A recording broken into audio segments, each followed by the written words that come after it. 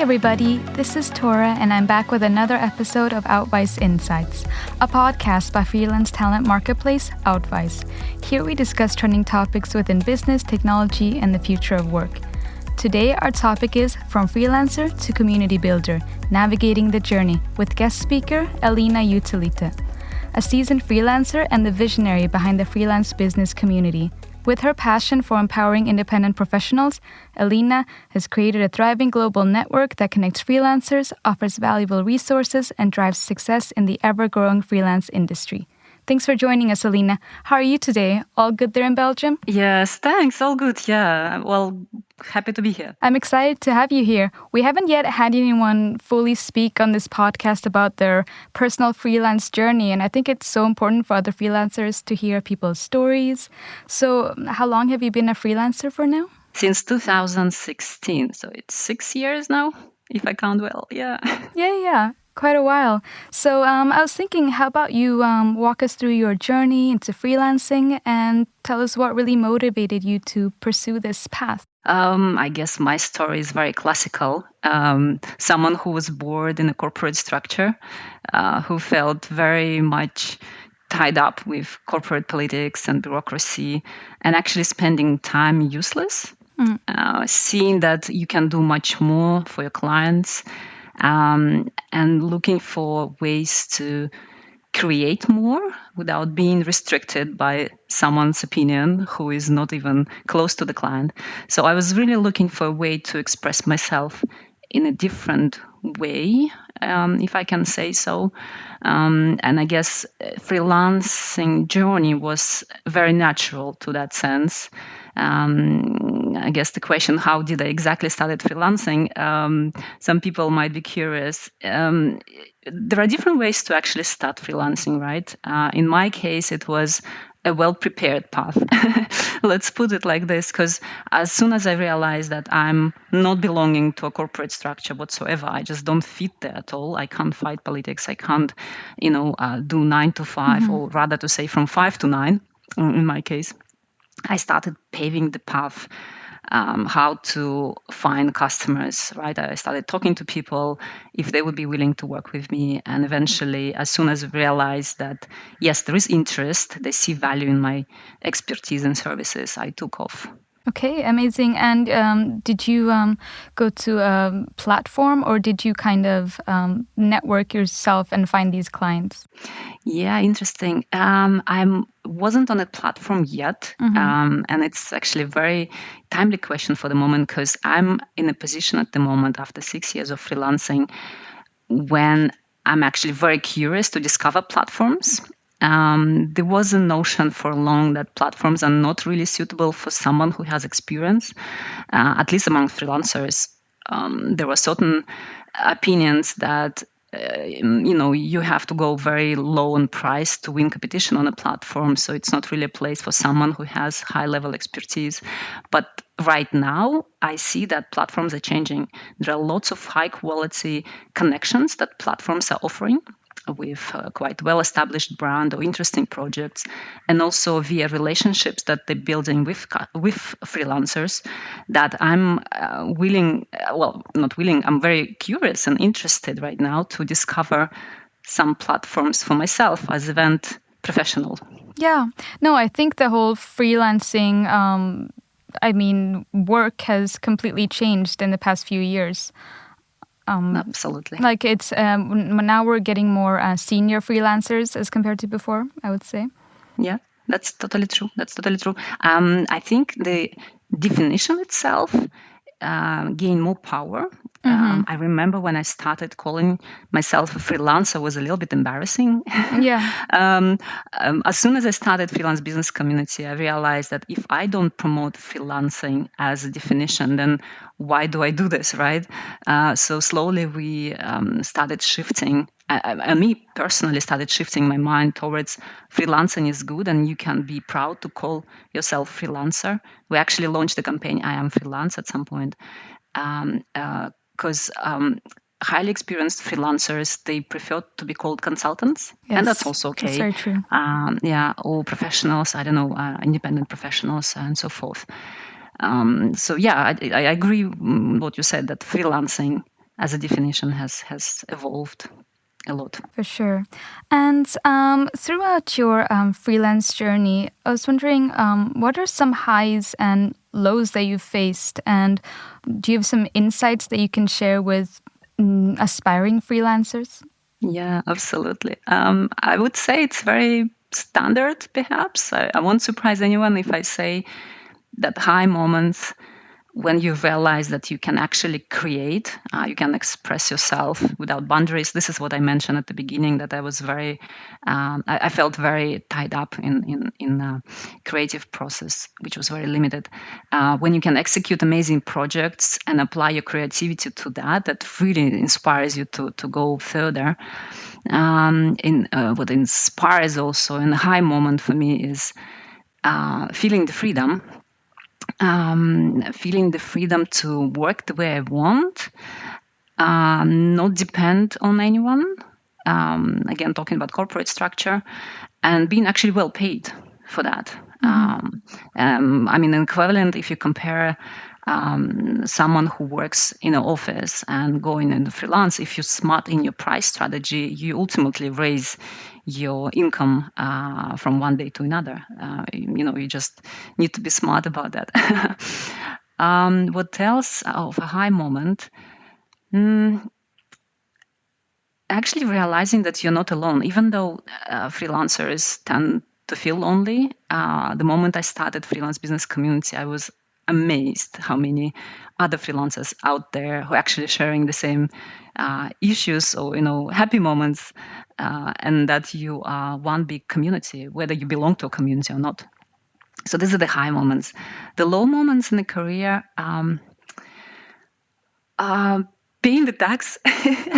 Every time I have to do it. It's really painful, and I think that's also one of the lessons I learned. And I hope we can talk about those a bit later.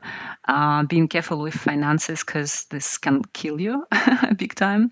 Especially here in Belgium, tax is very high, so paying the tax is a very low moment for me. I had a very painful partnership during my freelance career. So that was also a bit of a struggle to handle. And I would say dealing with egoistic customers. I had a couple of those who actually tell you what to do instead of trusting your expertise. And then you eventually realize that this relationship deemed to be ruined at the start with that attitude. It's even painful to think about it right now. Yeah, no, I'm sure it's, it's important to find a client that matches your expectations. Yeah, both absolutely. ways. Absolutely. At the Freelance Business Community, we have actually a list and red flags of clients who's going to be pain in the butt. No.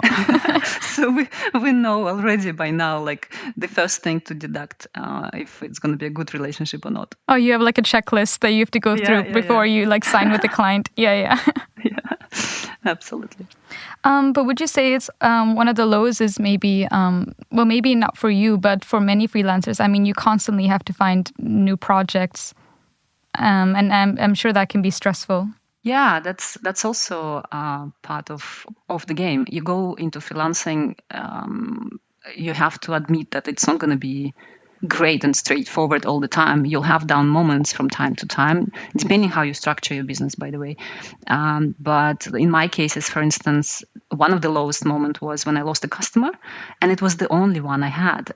It was a very big project, and I was relying on it for several years. And from one day to another, there were financial problems with the company, and they let go all the consultants. So that was, unexpected, totally. And I was there without anything. I knew that I have a little bit of a fat layer, let's say, for a couple of months. But then what? The projects that I was focusing on takes time to find, because it's very long-term projects, very specific, and not so easy to find a customer like that. So that was also, one of the low moments. And I didn't know. And I think that was the start of Freelance Business Community, by the way. At the lowest moment of my freelance career, I wanted to learn how others are finding customers, because I had no experience before that. Like I mentioned, I was talking to others just very randomly, kind of testing whether they like me or not, but I never was sourcing for customers as such. Yeah. So yeah, that's true. And so if you could think of what have been some key lessons that you've learned on your freelance journey, and what advice would you give to new freelancers starting out? I mean, you mentioned your lows, but if you had to give specific lessons, like think about this, do this, what would you say? Mm-hmm. Well, the lesson number one would be make sure you understand how finances work in your country, and taxation as well.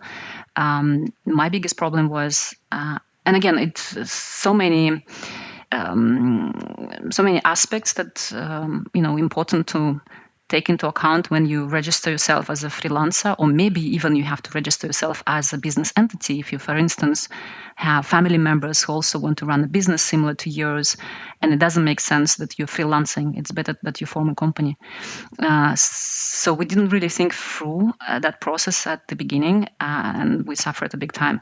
So that's why I say it's important to understand how finances works and taxation in your country, legislation and all that things. I didn't seek any expertise, any opinions. I just bluntly went and registered myself as a freelancer, which was okay, but it could be optimized in a better way.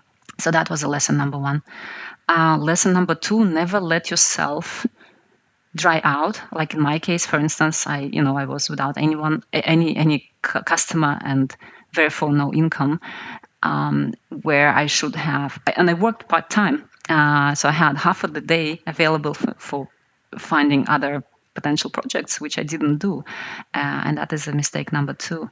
And I think also I would mention the third one, which is I mentioned partnerships early on. Trust people, but make sure that you're protected, meaning that you have a solid contract, that you, if you start building business together, which is more than freelancing and executing tasks, if you have a little bit of entrepreneurial spirit and you want to create something more, then make sure that you discuss with your partners that you involve in the project every detail possible. I had a bad lesson in that as well, and I still suffer from that a little bit. Oh, God. Yeah, So, but I mean, you learn from every mistake, right? Correct, yeah. And for me, these are the three biggest mistakes. Perhaps for someone else, it's going to be different, but I just felt that these are important to mention. Yeah, definitely. And so you mentioned earlier a bit about what led you to create the Freelance Business Community. So could you touch a bit more on that, and also explain a little bit more exactly what the Freelance Business Community is? Yeah, well, it started as an idea, and that's why I always say, if you have an idea, just try to make it work. You will soon understand whether it's worth while to do anything further or not.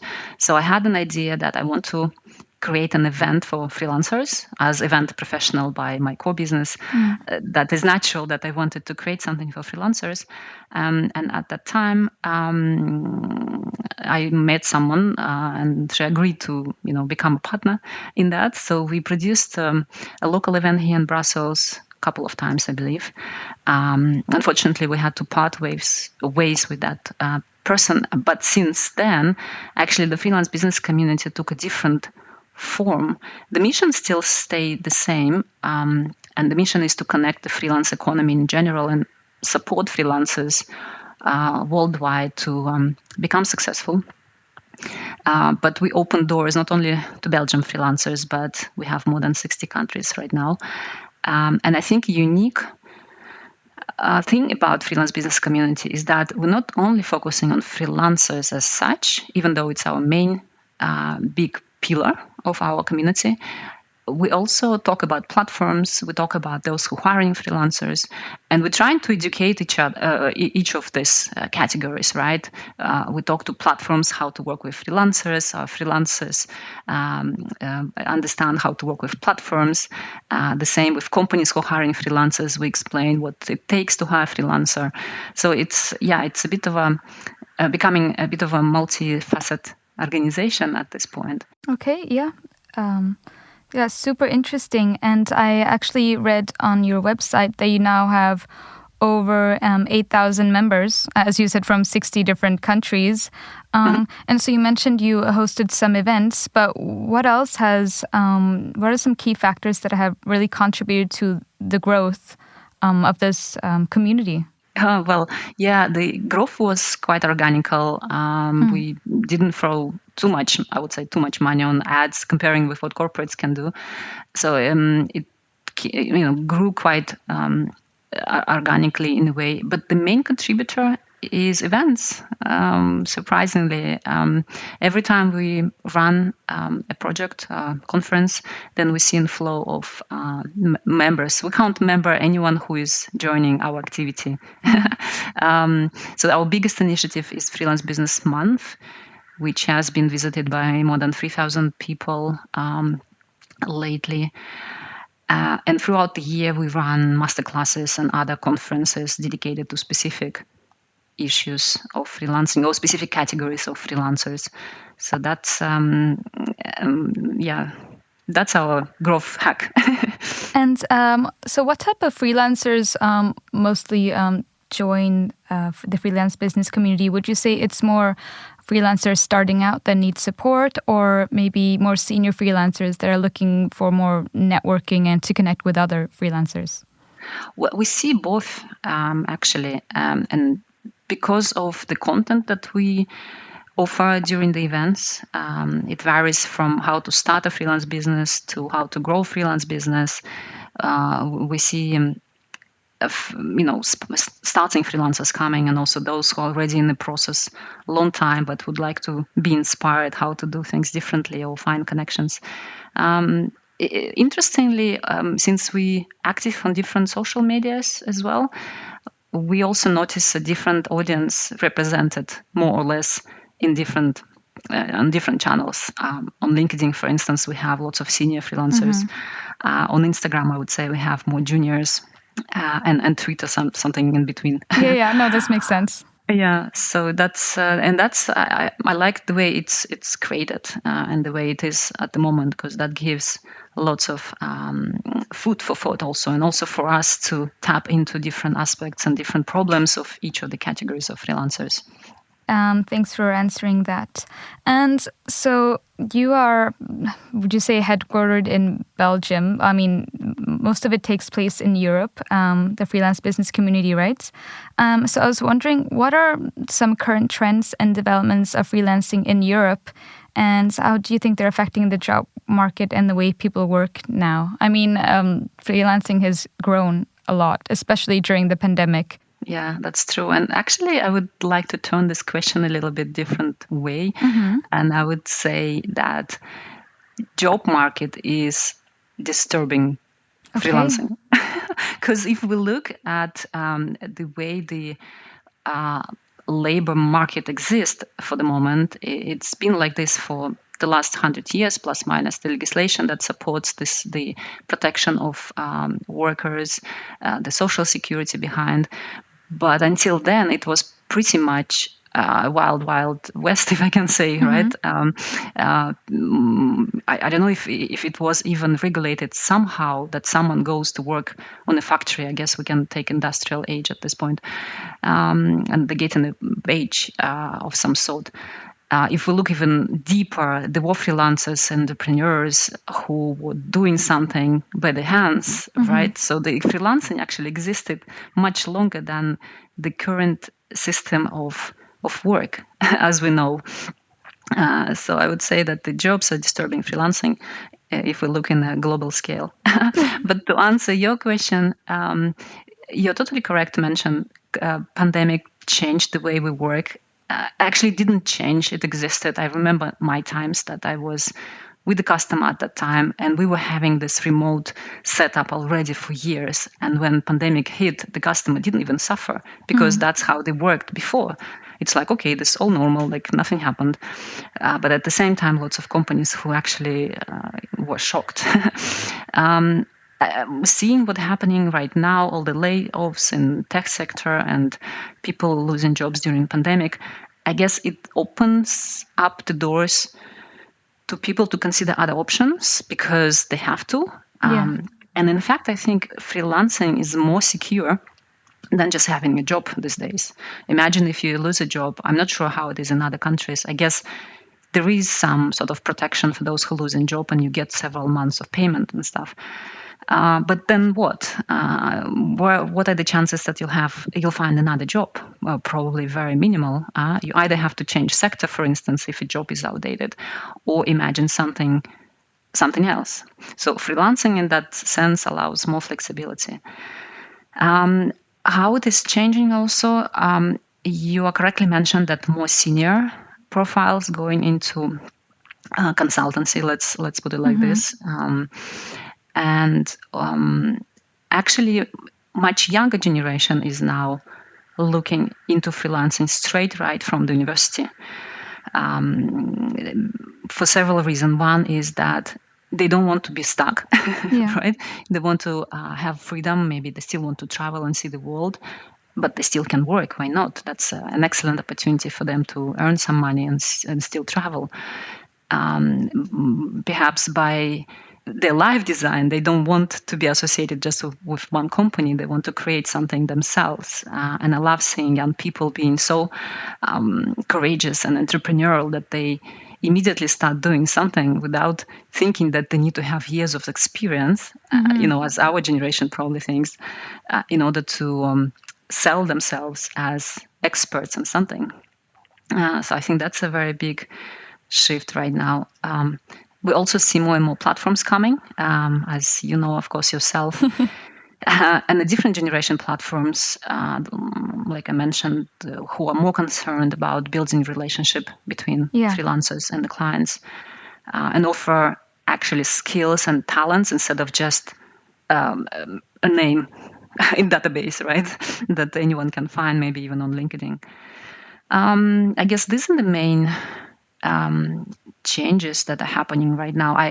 I hope what will change also is that the freelance industry as such will become more senior. As an industry, I think it's still young, even though as a definition it existed for a long time. But as an industry and like a mainstream a little bit, it's still very young. And I just hope it will get more recognition amongst as many as possible, including governments. For example, here in Belgium, I was trying to find someone who would be responsible for relationship with self-employed, and I couldn't find. There are so many people who actually into that you cannot even find who is that one person who you need to talk to. And I know that there are certain associations that are now coming into play who are actually looking into that issue, starting from creating a vocabulary and working on definitions that it's clear to everyone. And freelancers are not called so many different names that we can find, or we can hear depending who we talk to HR person, to No, I completely agree. Can we just call everyone freelancers? Yeah, exactly, and not contingent worker or whatever. So I guess we're moving in a very interesting direction, and I'm happy to be in that space. Yeah, we're moving in the right direction. Yeah, true. So looking ahead, what are your plans for the future of the freelance business community, and what goals do you hope to achieve in the years to come? Oh, wow. I have to now... Big question. I have to now open all the cards. Yeah. Let's say I'm actually very excited because there is so much untapped matter in this field that for us it's important to set priorities right. There's so much that can be done for the community. It still functions a little bit as a non-profit, even though we try to generate funds to support our operations with partners that we work with. So I guess for us it's important to make it on a very stable financial rails that it can continue operations without, I would say, continue operations with a bigger team, right? Because there is so much you can accomplish if you have like 3 people, or much more if we have 10 or 15, for example. So what we're looking into expanding offline, because the community started as offline, then turned into online, grew quite significantly. And now my aspiration is to build local communities around the world as much as possible, with local ambassadors representing Freelance Business Community as a brand. and producing their own meetups or conferences or whatever, because I believe this is how we meet and exchange via events. And I want to carry this forward to other communities and also help them with their community management skills and event management skills if it's necessary. So that's one of the big step or project that we'd like to accomplish. Maybe not this year, even like in several years ahead. And also we're working into more education, more quality education, I would say, for freelancers. We've seen more than 200 experts on our virtual stage speaking and sharing about everything freelance related. So we are ready to focus into very much quality production for the educational component. And many other things that I'm not going to mention at the moment. No, it'll be a surprise for later. Yeah, exactly. We'll see later. But yeah, anyway, Elina, this has been such a great conversation, inspiring as well, actually. Thank you so much for sharing your freelancing journey with us, and best of luck with the freelance business community. Thanks a lot for having me. Thank you for joining us at Outvise Insights. If you're looking to hire top freelance talents or find your next project, visit outvise.com.